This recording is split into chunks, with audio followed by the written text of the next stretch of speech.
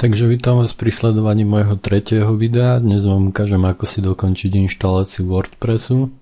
Pokiaľ sa nám súbory nahrali úspešne na server, uvidíte takúto stránku. Názov stránky si zvolíte podľa toho, teda o akú stránku sa jedná. Ja mám názov stránky wpress.sk. Môžete si tam dať čokoľvek, dá sa to editovať neskôr. Užívateľské meno, ja mám admin, nechám si to tam, môžete si dať svoje užívateľské meno, ale odporúčam si ponechať meno admin. Heslo dvakrát, to znamená, zadáte heslo,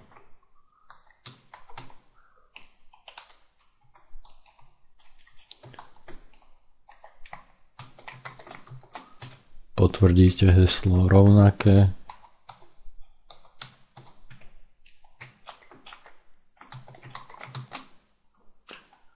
ukazuje vám samozrejme silu hesla. Čím dlhšie heslo, tak tým väčšie zabezpečenie tej stránky máte. Vaše heslo by malo obsahovať aspoň 7 znakov. Aby ste mali čo najsilnejšie heslo, mali by ste využiť veľké a malé písmena, čísla a symboly ako výkričník, otáznik, dolár, percento, end a tak ďalej. Váš e-mail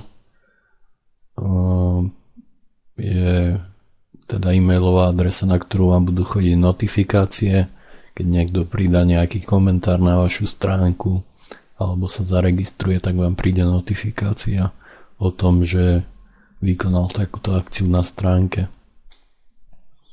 Ja si zadám e-mail info@wpress.sk. Súkromie. Povoliť moju stránku zobrazovať u vyhľadávačov ako je Google a Technoraty. Pokiaľ chcete, aby vašu stránku našli cez vyhľadávač ako je Google alebo Yahoo alebo iné podobné vyhľadávače, tak si zadáte túto fajku.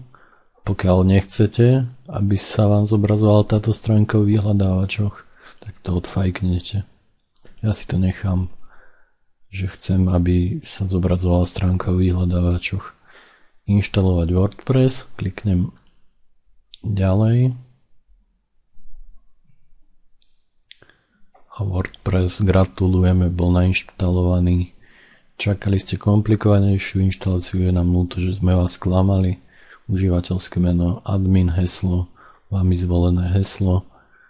Pokiaľ kliknem na prihlásiť sa, tak si môžem zadať používateľské meno a heslo, ktoré som si zadal pri inštalácii.